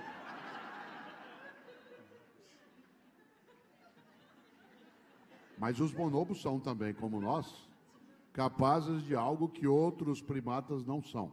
E você sabe disso, que é crueldade. Nós somos cruéis. E bonobos também o são. Eles também são capazes de matar sem necessidade, de fazer o outro sofrer sem uma intenção direta. Isto é, da prática da violência sem sentido. Claro, eu não estou fazendo uma correlação direta dizendo que eles praticam isso porque têm sexo o tempo todo. Mas eu quero lembrar algo. Eu acho que uma dificuldade dos bonobos, e portanto de qualquer um de nós, se assim o fosse, era a incapacidade de ter um período de latência. Isto é, em que você pudesse repousar de um impulso obrigatório que é o sexo contínuo. Porque o impulso obrigatório do sexo contínuo torna isso um encargo e não um aproveitamento. Eles não têm como não fazer sexo. No meu entender, o maior prazer que existe na castidade é ser casto. Né? Isto é, pessoas que se colocam à condição de castidade, elas dão, nas suas várias religiões, um prazer imenso. Há situações em que a castidade é levada ao extremo, ela é imoral. Tamanho é o prazer que a pessoa tem de negar nela um impulso vital em que ela diz: todo mundo quer, eu quero muito, mas eu não vou fazer. Olha como eu sou bom. E isso, claro, obviamente eu não estou desrespeitando, nem quero, as pessoas que têm a castidade como sendo um princípio religioso. Mas se você foi jesuíta, você se lembra que eu fui carmelita descalço. E a fundadora dos carmelitas, no caso das carmelitas, Teresa d'Ávila, que você conhece bem, ela chegava a ter uma elevação tamanha na mística, né, na castidade que ela tinha, que do ponto de vista espiritual, ela se colocava como amante, esposa de Jesus, que ela chegava a ter um prazer imenso nessa condição. Eu não estou falando isso para desprestigiar aquelas pessoas que, de alguma maneira, colocam no sacrifício a sua felicidade. Qual é a maior doçura do peregrino? A dor. O peregrino quer sofrer. Ele quer ir de São Paulo a Aparecida sob chuva. Ele quer que haja raio e trovoada perto para ele sofrer bastante. Porque ele tira prazer na privação. E ele é feliz nessa privação. Diz, mas será que ele o é? Aí eu digo assim, mas isso não é ser feliz? Como é que alguém decide fazer o caminho de Santiago de Compostela, dormindo mal, comendo mal, andando a pé, sendo quase atropelado? Por que ele não vai ser um turista em vez de ser um peregrino? É tão gostoso. É que, para ele, não. Aí eu digo, será que ele é doente? Eu diria não. Eu estou com um olhar equivocado. Ele não é um doente. Ele encontra seus momentos de exuberância, ou até da epifania, para pegar um termo que o Pondé usou, em que vem à tona aquilo que o exubera exatamente no sofrimento, na dificuldade, na perturbação. Por último, dentro disso, tal como algumas pessoas o fazem, não fazendo o caminho de Santiago de Compostela, ou fazendo a autoflagelação, mas indo às academias. E chegando no limite máximo da privação. Agora, numa época em que nós temos comida que vem com bula, em que você não pode comer, não pode isso, não pode aquilo, teu corpo tem que ser privado daquilo que mais prazer dá. Claro, eu nunca esqueço, e aí eu termino, de algo que me perturba bastante, até queria depois ouvi-los. Quando da morte de um dos maiores escritores que esse país já teve, foi João Ubaldo Ribeiro. João Ubaldo Ribeiro, um homem da Bahia, que como Pondé, que viveu na Bahia boa parte da vida, sabe. Durante o velório do João Ubaldo Ribeiro, eu pensava, João Ubaldo, fazia 20 anos que ele não bebia nada alcoólico, 20 anos que ele não comia acarajé, 20 anos que ele se cuidava. Eu pensava, vão sepultar um cadáver saudável.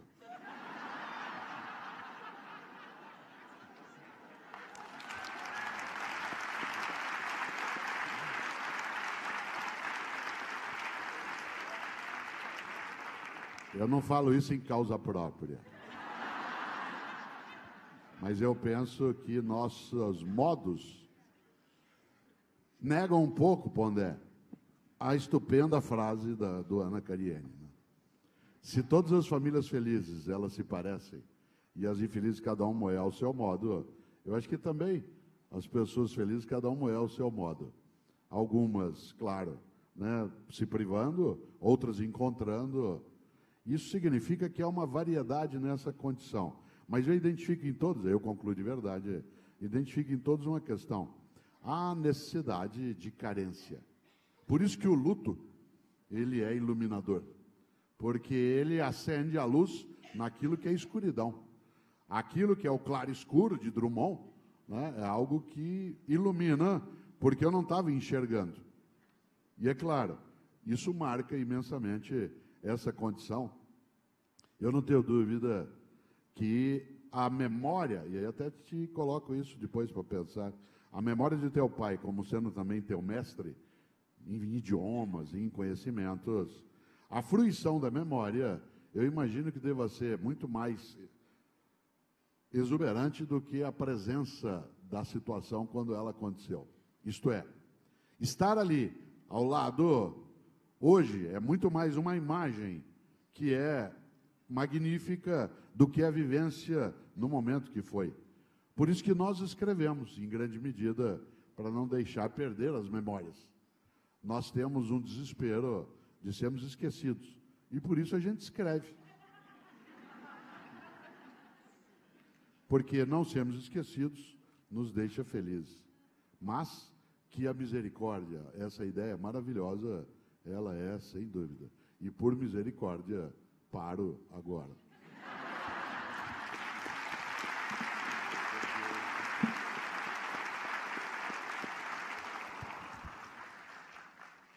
Grande parte do encanto, da sedução que a fala do Cortella provoca é, além da capacidade de entremear boas citações quase infinitas, de uma grande capacidade de leitura e grande capacidade de retenção de memórias, esses certos iluminadores, mas, acima de tudo, na transmissão indireta, a socapa de uma evidente pessoa feliz. O Cortella transmite felicidade, se não é, pelo menos um excelente ator, o que já é um elogio excelente. O Cortella transmite essa felicidade, seduz em parte as plateias por apresentar tanto a pessoa íntegra quanto a pessoa feliz, com excelente formação e capacidade esse uso da memória como iluminador, como excertos, como sentenças que costuram ideias. Para o Cortella, a interrupção da felicidade ilumina a própria felicidade. Felicidade não será permanente, será sempre fruída de forma em doses, e a falta vai provocar o aumento dessa felicidade. Pondé duvida um pouco mais da felicidade como projeto civilizacional. Pondé não acredita em uma natureza humana tendente à felicidade e considera que essa busca de felicidade, que é quase uma concepção budista, a busca da felicidade provoca profunda infelicidade. A obrigação de ser feliz, de realizar-se profundamente, ela provoca essa infelicidade. Podemos sempre lançar esse olhar desconfiado, por exemplo, sobre Schopenhauer, a quem já acusei o Pondé diversas vezes de ser a reencarnação de Arthur Schopenhauer, porque Schopenhauer foi, não é o caso do Pondé, um solteirão, sempre fracassado com as mulheres, tendo a sombra de Hegel perto dele. Ou seja, Hegel dava curso junto com ele, e ele marcava no mesmo horário para ver quem era mais poderoso, e ele sempre perdia. Hegel era mais poderoso. Um dia discutiu com a mulher que era dona do seu apartamento, empurrou, ela caiu da escada, ficou com um problema na perna, ele foi obrigado a pagar uma pensão para o resto da vida para ela. Amargo, de pH baixo, absolutamente desacreditado da sua própria felicidade, ele centrou grande parte da sua análise na reflexão de uma infelicidade inevitável, insuperável. Isso não é o caminho do Pondé. Muito mais próximo de Nelson Rodrigues, Pondé pontua com inteligência e habilidade que exatamente ser totalmente, ser autêntico, é um caminho superior à aparência, que inclusive as redes sociais tornaram quase uma simbologia obrigatória, já que todos no Face permanentemente são felizes, e ninguém jamais postou, como disse em uma palestra uma vez, ninguém jamais postou brochei, ninguém jamais postou uma coisa dessa, porque todos são muito felizes, e são obrigados, inclusive, a postar fotos da própria família, sempre exuberantes, sempre maravilhosas, sempre cercado de felicidade. Esse devir, este vir a ser, essa projeção utópica dentro da distopia que é a família, ela é um projeto que as redes sociais tornaram quase que uma gramática encobridora da percepção da dor e da oscilação. Parece que hoje, como o Pondé já escreveu várias vezes, ser feliz é tão obrigatório que ninguém mais pensa em ser feliz, mas apenas em aparentar essa felicidade, que é uma percepção fina, curiosa e muito perspicaz sobre o nosso mundo. Voltando à metáfora que o Cortella usou de Adão e Eva, eu concordo, e disse certa vez para nós pensarmos nesse exemplo fundacional judaico-cristão de Adão e Eva. Adão e Eva são feitos dentro de uma empresa chamada Éden. O dono da empresa estabelece uma semana de compliance, estabelece uma única regra. Essa única regra não pode fazer tudo, andar pelado, fazer o que quiser, mas só não pode comer dessa árvore, das outras todas. Como a gente sabe com qualquer criança, quando você diz não coloque os dedos na tomada, isso é considerado um convite obrigatório para que ela coloque. Não sei se é natureza humana, mas nós herdamos essa desobediência. Adão e Eva desobedecem, são expulsos por justa causa, são demitidos, vão para o mundo, infelizes, fazem o caminho que todos que não conseguem a felicidade fazem, têm filhos, não, os dois têm filhos. Eis que um filho, Caim, matou o outro filho, Abel. A primeira família humana, a mais próxima de Deus, Adão que viveu 930 anos. Adão que não tinha umbigo, como Eva não tinha umbigo. Adão e Eva, que tinham uma família perfeita, resultou em 2 demitidos, um assassino e um cadáver. Essa é a experiência da primeira família, a mais próxima de Deus. Aquela que conversava com Deus abertamente. Uma família que tinha tudo para dar certo, inclusive porque não tinha sogra. Não tinha um elemento de dissolução das famílias, não? Bem, parece que sogra é um elemento. Eu posso retirar dos comentários da Torá, desses comentários Multsa, os comentaristas judeus inventaram o sistema Windows de leitura, com janelas ao redor do texto, de grandes comentaristas. Eu posso tomar o comentário da Torá. O ser humano não é perfeito, mas é perfectível. Ou seja, não é uma obra acabada, mas é uma obra em andamento. E essa capacidade de continuar tentando seria muito mais a centelha ou da misericórdia, a iluminação do Pondé, ou o Cortella, que é um homem de fé, uma centelha do divino implantada no homem. Cortella já nos disse na outra vez em Campinas que ele estará no céu e eu e o Pondé estaremos no inferno por não sermos pessoas de fé. O Pondé por não ser batizado e eu por ser um apóstata, nós dois estaremos no inferno. Considerando a hipótese de uma eternidade ao lado do Pondé no inferno, ou uma eternidade ao lado do Cortella no paraíso, eu fico feliz com esses dois grandes amigos, discutir para o resto da vida, leituras e assim por diante. Fico muito feliz. Não? Essa parte final foi parcialmente sincera, mas a ideia, gente, a ideia da felicidade como um projeto para corrigir o presente, usando mais ou menos a referência de Montaigne, que no capítulo dos canibais dos seus ensaios, do livro 1º, usa os canibais do Brasil para corrigir a sociedade francesa. A felicidade não é, obviamente, uma possibilidade, ela é, como lembrou Cortella, um horizonte que nunca é atingido, mas só a esperança, provocada pelo desejo de felicidade, é a única capacidade que nós temos de não eliminarmos a própria vida. Ou seja, essa aventura chamada viva precisa de uma utopia que nos guie para mais próximo ou mais distante da felicidade. E para encerrar, há mais de 20 anos dando uma aula sobre felicidade entre hedonistas e estoicos. Faz 20 anos dando um curso sobre hedonistas e estoicos e o conceito de felicidade. Uma senhora fazia o curso e ela me disse: professor, eu sou feliz. Fazendo o papel socrático de maiêutica, de questionar para encontrar uma verdade maior, ou que a própria pessoa tivesse consciência, perguntei: como você sabe que você é feliz? Qual é o ponto que lhe dá a referência que você é feliz? E ela deu uma resposta sapientíssima, e ela me disse: é que eu já fui infeliz, e hoje eu sou feliz. Talvez seja a única resposta possível. Eu hoje, aos 55, sou profundamente mais feliz do que eu era aos 18 anos. Quando era um rapaz de cabelo loiro, liso, ao vento, usava Neutrox, né? No cabelo, acho que não existe mais, né? creme rinse Neutrox, tampa vermelha. Quando andava pela rua, era macérrimo.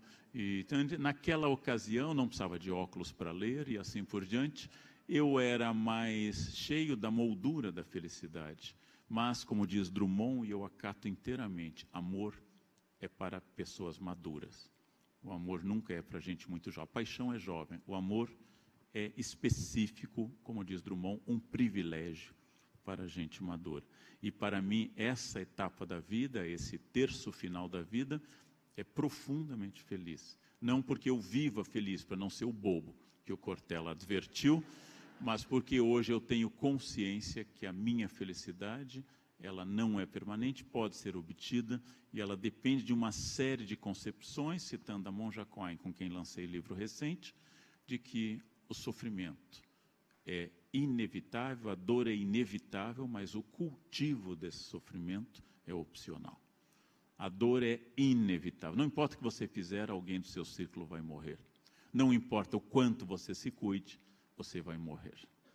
Cortella lembrou que quem deixou de lado todos os vícios será enterrado como um cadáver virtuoso, sem nenhum vício. Quem foi com os vícios até o fim será enterrado como um cadáver viciado. Quem se cuida e malha todos os dias ficará lindo no caixão, com abdominais definidos. E o que é essa esperança? Para encerrar e passar às questões finais, eu acho que a metáfora mais óbvia e comezinha que eu possa dizer, a esperança é aquilo que tantas e tantos fazem aqui.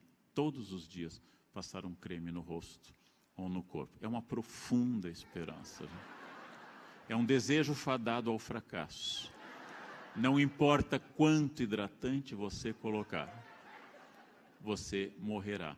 Mas entre a morte inevitável, aquela que em outra ocasião Pondé lembrou que um lugar bom para fazer filosofia é o necrotério, entre a morte inevitável, inexorável e o meu momento atual, eu cometo esses deslizes de esperança, ou de passar um creme, ou de fazer uma dieta, como estou fazendo agora, que me obriga a pensar em comida o tempo todo, 24 horas por dia, e quando eu interromper a dieta, a comida terá um sabor completamente diferente devido a esses meses de capim, de esteira e de batata doce e peito de frango.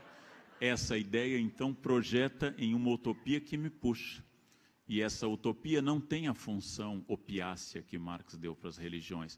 Ela tem uma função de aumentar a minha consciência de que a felicidade é possível, que ética não é uma ciência para anjos, mas que ética é uma ciência do perfectível. E perfectível eu continuo preocupado e, como eu já disse várias vezes, provavelmente hoje, como ateu, muito mais cristão do que eu era como católico.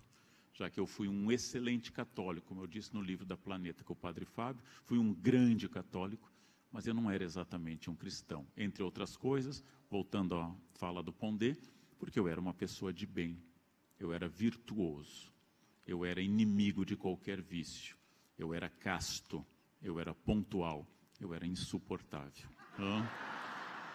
Ter chafurdado na lama do pecado, ter me afundado como filho pródigo entre suínos longe da casa do pai, me fez ter consciência que hoje eu sou muito mais humano, muito mais frágil, muito mais capaz de compreender que as pessoas que eu acho terríveis provavelmente fizeram as coisas que eu não tive ou coragem ou oportunidade de fazer ainda.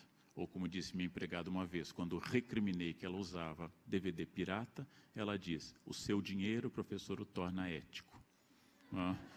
Ter dinheiro para comprar isso me tornava ético, né? Vamos testar essa ética na crise. Vamos fazer como o Brecht fala na Mãe que Aborta, em um banheiro sem teto em um dia de neve. De perto ninguém é normal, como diria Nelson Rodrigues, e nós continuamos isso. E esses momentos, como esse agora, são profundamente felizes. Segundo Cortella, porque vão terminar. E cada um de nós irá para sua casa e passaremos semanas sem nos ver, apenas nos lendo pelos jornais e vendo vídeos na internet. E ao nos reencontrarmos, teremos muito a dizer, teremos muitas questões.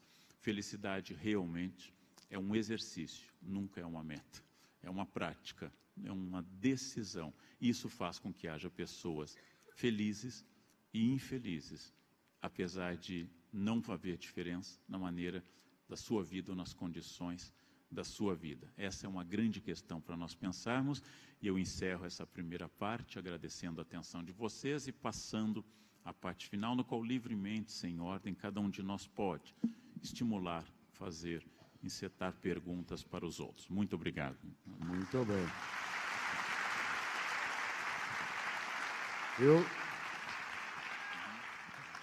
Eu tenho uma questão para o Pondé, que já tratei com ele de outros modos, mas sempre aprendendo.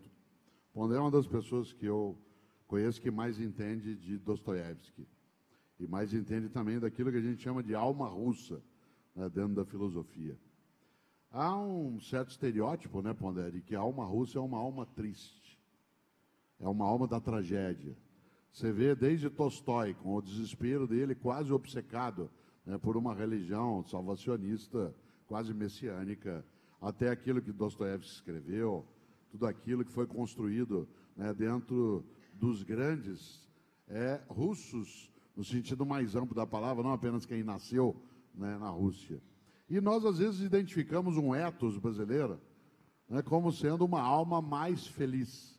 Alguns diriam mais ingênua, outros menos conscientes.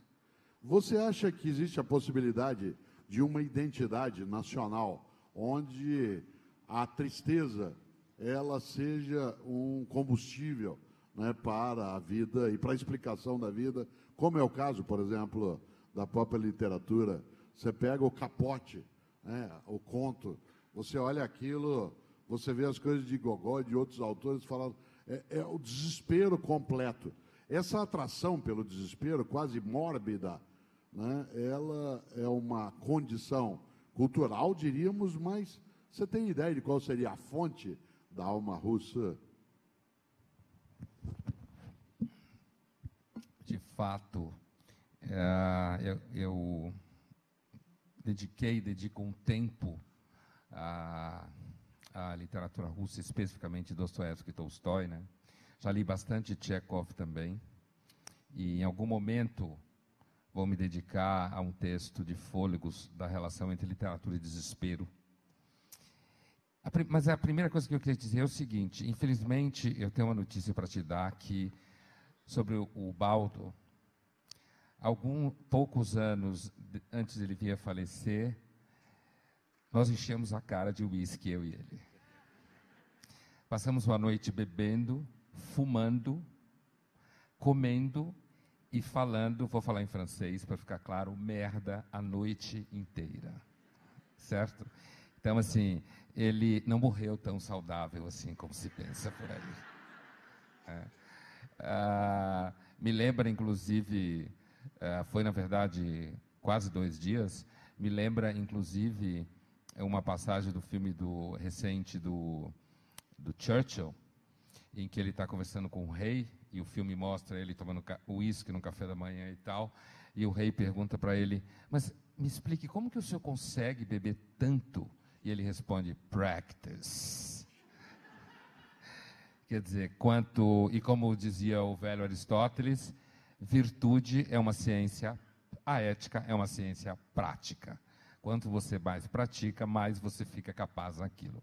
Eu começaria a te responder sobre a Rússia, assim, primeiro, é interessante porque alguns russos que conhecem, que vêm ao Brasil, trabalham aqui ou moram aqui, repetem com uma certa constância a ideia de que nós somos os russos dos trópicos e eles são os brasileiros do Polo Norte, quase. Onde haveria essa semelhança?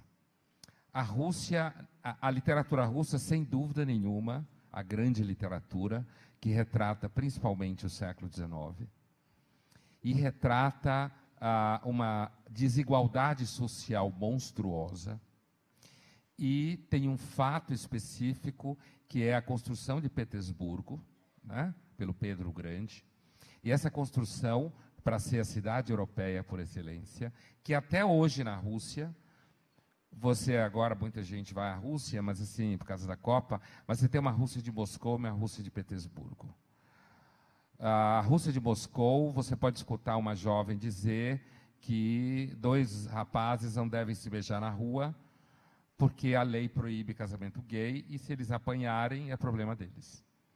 Em Petersburgo, você pode ver 2 rapazes, de repente, de mão dada na rua, só para mostrar os contrastes. E esses contrastes, seja de classe social, seja esses contrastes de uma parte da alma russa, que sempre quis permanecer no âmbito de uma Rússia agrária, aristocrática, que se vê como uma nação quase impermeável ao niilismo europeu. Isso até hoje está presente na Rússia. A ideia de que existe o niilismo europeu, uma destruição dos valores, e que a Rússia ela é impermeável porque ela não é a Europa e nem é a Ásia, ela é a Rússia. Uma compreensão muito comum na teologia russa, que eu acho que ajuda a entender isso também, é o fato de que na Rússia, os russos ou eles são santos ou eles são pecadores. Não tem nada no meio. Você nunca é uma pessoa mais ou menos. E quando eu digo isso, é não necessariamente na totalidade da vida.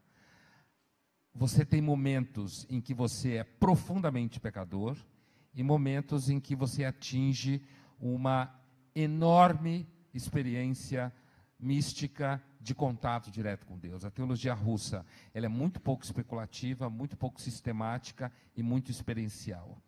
Então, assim, todas as tentativas de explicar da onde vem a literatura russa, e há momentos de... No caso do Tolstói, o Tolstói era uma pessoa talvez profundamente infeliz pessoalmente. Dostoiévski provavelmente era muito mais feliz pessoalmente, apesar de ter sido pobre a vida inteira, e ter gastado dinheiro em jogo e mulher a vida inteira, e ter fugido de credores. E Tolstói ter sido um conde, que teve uma vida extremamente estável. Na obra do Tolstói, você não encontra redenção. No último romance, Ressurreição, não é propriamente uma redenção, é uma autoimposição de abandono da condição de vida. No Dostoiévski, você encontra a redenção, Minsky, o príncipe Minsky, Sônia, no Crime e Castigo, você tem exemplos. O Sonho do Homem Ridículo é profundamente redentor. Então, com isso que eu quero dizer é o seguinte: a ideia de que a alma russa é uma alma essencialmente triste, ela não corresponde à realidade dos fatos.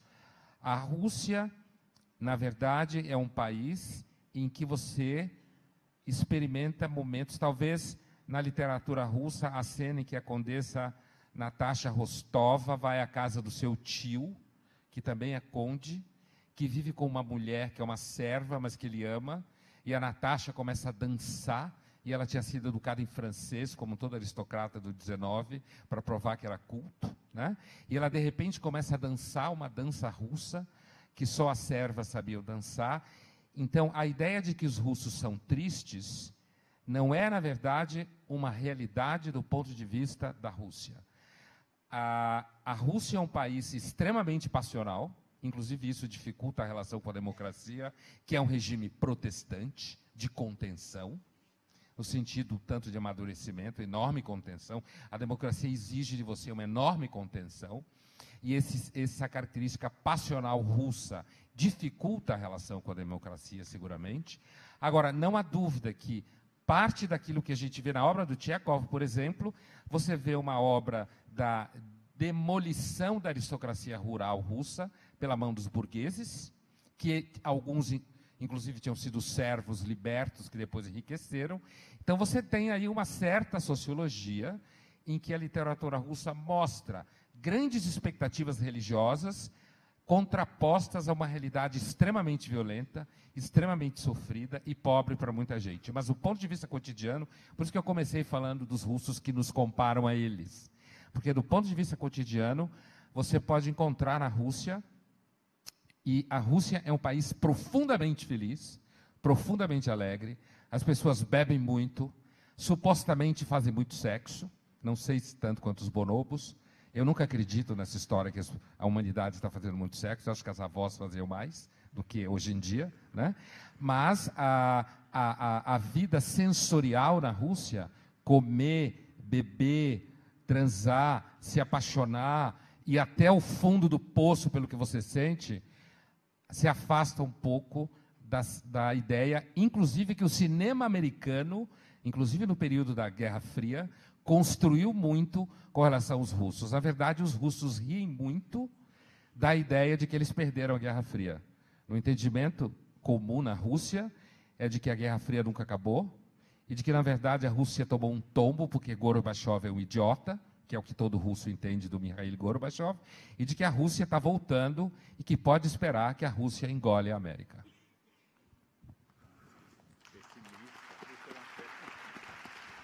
A Rússia é do cacete.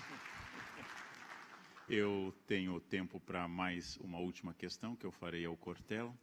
E, tomando um ponto que já foi dito aqui, ao contrário da média dos filósofos e dos intelectuais, que à medida que avançam no conhecimento, vão perdendo a relação com a sua fé de um Deus pessoal ou de um Deus cultivado na família, o Cortella permaneceu como um homem de fé, como grandes amigos filósofos meus, como Giacoia, como Franklin Leopoldo Silva, filósofos de primeira linha e absolutamente católicos, e frequentadores de missa, de confissão, e assim por diante.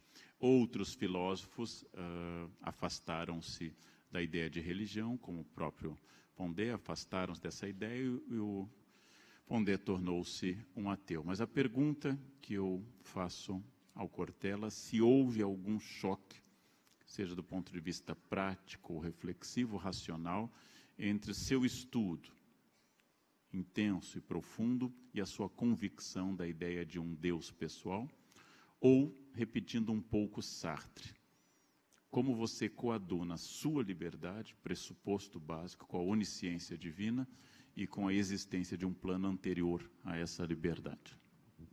Interessante porque muitas vezes as pessoas dizem, você é católico? Eu digo, já o fui. Eu tenho referência católica, tenho tradição católica, mas eu não me coloco nessa condição porque eu não sou um frequentador de culto, não sou alguém que vai até os cultos católicos, portanto, eu acharia uma ofensa aos católicos se eu me colocasse na mesma condição de modo morno. Outra coisa é perguntar se eu sou uma pessoa que tem religiosidade. E eu a tenho em larga escala. Aquilo que estudei em filosofia ou em teologia não colidiu com essa condição. Em grande medida, o estudo de filosofia demoliu um pouco daquilo que é a exterioridade da religião. Aquilo que Mircea Eliade lembrava, o rito reforça o mito. Em alguns momentos, a racionalidade que a filosofia pode oferecer, ela mostrava que alguns dos ritos eles não tinham nenhum tipo de seriedade e que parte dos mitos eram tolos. E, nesse sentido, não há uma diminuição da fé. O que há, no meu caso específico, é uma consolidação de uma fé menos alienada em relação a símbolos e, ao mesmo tempo, a representações que fazem parte desse andaime. No entanto, eu tive e tenho dessa trajetória algo que não é a prática de uma religião, mas uma perspectiva de religiosidade em que um dos grandes contributos que o mundo judaico e depois o mundo cristão ofereceu à minha formação é algo extremamente animador, que é a ideia de pecado. A noção da falta. E quando eu falava antes em ausência, eu colocava também a falta nesse campo como sendo aquilo que permite que eu não me desumanize, mas que eu não caia na armadilha da perfeição como realidade, em vez de sê-la como aspiração. Nunca esqueço do Stendhal, num dos seus contos mais magníficos, que há uma cena maravilhosa, que é uma princesa no alto de uma torre, num castelo, numa noite de muito calor, um calor imenso, e a princesa tomava um sorvete delicioso. Enquanto ela tomava o sorvete, ela pensava, pena que não é pecado. Porque se pecado fosse, ia agregar muito mais felicidade àquela condição. Por que eu estou dizendo isso? Não acho que haja uma oposição entre essa formação, digamos, mais cartesiana até. Meu primeiro livro foi sobre Descartes. Um livro até com um título contraditório, que é Descartes, a paixão pela razão. E é claro que a intencionalidade do título era lidar com essa condição de não fazer com que Descartes saísse para que Pascal entrasse, ou tirar Pascal da sala para que Descartes pudesse ali estar.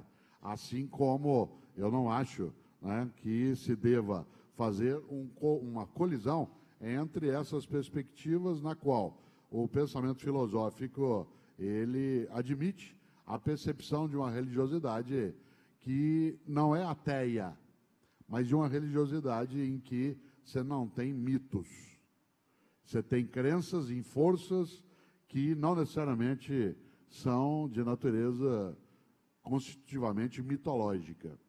Quando alguém me pergunta sobre, por exemplo, Deus, eu digo, Deus é uma palavra que não é unívoca, tem que aparecer entre aspas. Né? E essa ideia de uma polissemia da expressão, no entanto, ao contrário, né, de algumas situações, a minha capacidade de identificar, né, a força da vida em relação àquilo que é algo que eu desconheço, um mistério no qual eu participo e que não domino, mas que eu não quero dele me ausentar, talvez, e aí eu concluo, me aproxime de Manuel de Barros, um homem que morreu com quase 100 anos de idade, e ele com mais de 90, alguém olhava e dizia, como é que o senhor se sente aos 94 anos? Ele dizia, eu não estou indo em direção ao fim, eu estou indo em direção às origens. Eu acho que eu estou indo em direção às origens. Essas origens podem ser mitificadas, construídas de um modo infantil, ou elas podem ser entendidas como uma fonte, e aí sim, de verdade, fecho, que não é uma fonte de inteligência, mas é uma fonte de vitalidade. E, nesse sentido, para mim, a filosofia, a ela não se opõe. E eu tenho absoluta certeza que, lá de onde eu estiver, no alto, olharei vocês dois, sedentos, e, claro, desesperados, né, para a aproximação de novo. Se eu puder escolher umas pessoas comigo, vai estar bom. Pergunta? Não tem tempo para pergunta não, mais? Porque perdi a pergunta. Porque o tempo urge e ruge, mas você viu que é uma educação alemã, né? Em primeiro lugar, gente, é muito importante agradecer a quem teve a ideia, promoveu, teve esforço, que é a editora Planeta, a esse teatro que já acolheu outras iniciativas da Planeta, um teatro tão bonito e tão bom de estar aqui. Agradecer aos meus colegas e dizer sem nenhuma retórica e plenamente sincero que eu aprendo muito escutando e lendo a ambos. Aprendo muitas vezes as ideias que eu quero desenvolver ou que vêm de encontro e às vezes ao encontro daquilo que eu acredito. É muito bom ter amigos inteligentes, é muito bom ter amigos que compartilham generosamente essa inteligência, é um privilégio. Pessoas que adicionam, como recomenda Baltasar Gracian, jesuíta do 17, que adicionam à sua vida algo e não que subtraem algo da sua vida. Tenho que fazer um alô especial e sincero àqueles que não conseguiram entrar, né? Que a força esteja com vocês. Né? Parabéns. Quem está aí fora, né? Sintam-se abraçados também. E, por fim, também o importante, vocês que chegaram cedo, que estabeleceram alguma forma de sacrifício, tomaram uma escolha. Nós somos inteiramente livres, segundo algumas filosofias, mas a minha diz isso, inteiramente livres para essa escolha. Vocês optaram em estar em uma noite de terça-feira em um teatro para ver 3 professores falando. Outras pessoas optaram por ver televisão, outras optaram por beber, outras optaram por dormir. Vamos imaginar daqui a um ano o que terá mudado na vida de vocês e das pessoas que dormiram ou beberam. E vocês vão ver que a escolha por aprender, concordando ou discordando, é uma escolha sábia sempre, né? Com prazer, com alegria, como foi visível nas manifestações de vocês, que houve prazer e houve alegria, e conhecimento para mim só pode ser um conhecimento alegre, conhecimento que introduz a felicidade. Então, a lição minha dessa noite é que, de fato, saber, consciência, conhecimento aumentam a felicidade, aumenta a capacidade de ser receptivo à felicidade, consciência, como enfatizou Cortella, coragem, como enfatizou Pondé, alegria de estar aqui com vocês e que a gente compartilhou, mesmo que vocês estivessem em um ponto e nós em outros, que vocês levem essa tripla possibilidade, concordando com o que nós dissemos ou o que cada um disse, discordando, ou simplesmente se afastando ou adaptando, que vocês são pessoas que pensam, são capazes de selecionar conhecimento, são capazes de produzir esse conhecimento e saber que, por mais sábio que seja alguém que diga algo a vocês, essa pessoa não tem a menor ideia de quem seja vocês. Então, funciona muito como a mãe que tem um filho e tem que ouvir a experiência da mãe dela, da sogra, das outras mães, e deve ouvir a todos, mas deve saber que nem sua mãe, nem sua sogra, nem suas irmãs tiveram a experiência de ter o seu filho. Ela é única e ela é irrepetível.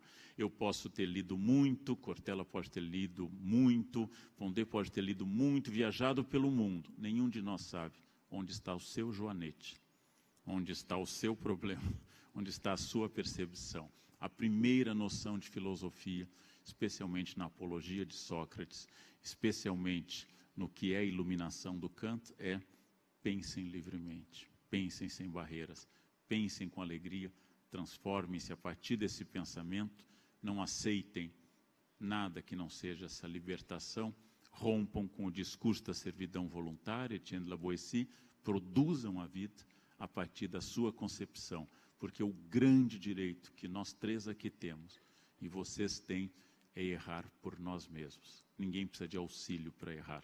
É um direito fundamental errar por nós mesmos, afundarmos no erro e poder pensar. Esse é um direito absolutamente inerente. Locke não o identificou com os direitos constitutivos do homem, mas eu acredito nisso. Deixe-me errar sozinho, deixe-me pensar sozinho, a partir de tudo que os outros dizem, deixem-me ser, porque não existe nada pior do que alguém que lança a mão sobre você e quer que você seja o sonho de outra pessoa. A vida é muito curta para isso. E com isso, encerrando na minha função de organizador, agradecer muito a presença de vocês. Gente, muito boa noite pela presença de todos nesse teatro nessa noite. Muito obrigado.